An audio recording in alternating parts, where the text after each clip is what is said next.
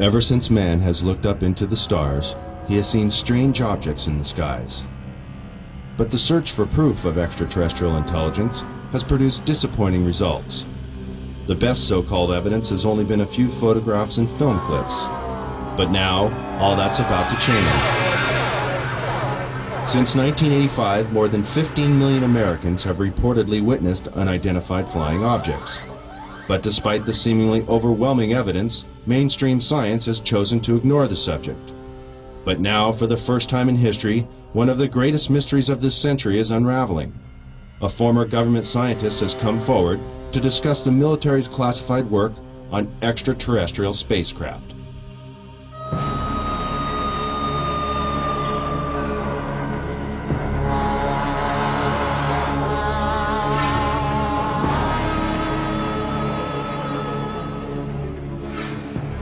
Human advances in technology have exploded in a million directions and show no signs of slowing down.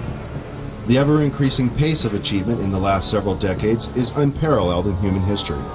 The high cost of developing and producing these technologies has limited the number of contenders from the private sector, leaving the government and large corporate businesses on the cutting edge of new discoveries. Always in the public eye, big business competes for high-paying contracts, working night and day to invent or further develop the next big thing to satisfy the masses. The government, on the other hand, must conceal information concerning national security that, for obvious reasons, should not be public knowledge. But when it comes to matters concerning the welfare of our planet, the living beings on it, or potential clues to the mysteries of the universe, many believe it should be our right to know. The end of World War II and the invention of the atomic bomb signaled a new era of international mistrust. Since the earliest days of the Cold War, which coincides with the Roswell incident and the start of the modern UFO era, the military has been especially secretive about its advances and achievements, while always searching for the perfect weapon or super sophisticated tool of espionage.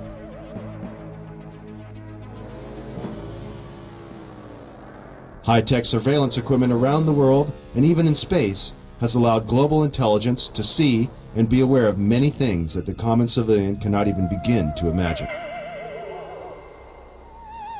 The military recruits many talented civilians when special expertise is required, and propulsion systems expert Bob Lazar claims he was one of them. In this exclusive interview, he gives his detailed account of his employment with the Department of Naval Intelligence at the top-secret facility known as S4, where, according to Bob, he was hired to work on recovered alien spacecraft. S4 is located 125 miles north of Las Vegas and 15 miles south of Groom Lake. This now not-so-secret military base at Groom Lake, Nevada, is known as Area 51, or Dreamland, as insiders like to call it. Born in 1959 in Coral Gables, Florida, Bob has lived much of his life in Las Vegas, Nevada. With degrees in physics and electronics from MIT and Caltech, he has dabbled in everything from chemistry to fireworks in an effort to understand the finer points of propulsion. He has even assembled a jet car with a 22,000 horsepower engine salvaged from a Navy F-3D Skyknight that is capable of land speeds of over 350 miles per hour. Fate took a serious turn for Bob in 1982. Arriving early for a lecture at Los Alamos National Laboratory in New Mexico given by Dr. Edward Teller, one of the inventors of the atomic bomb, Bob was able to meet and talk to the famous physicist. Coincidentally, Dr. Teller was reading the local paper, The Monitor, with a featured front-page article on Bob, and the two struck up a conversation. Later, Bob sent Dr. Teller his resume for consideration, and soon after, Bob was hired by the Los Alamos National Laboratory. This Los Alamos-based directory lists Bob as an employee. By 1989, Bob was brought into the top-secret program at S4 known as Project Galileo. In the following interview, Bob reveals many details of this amazing experience.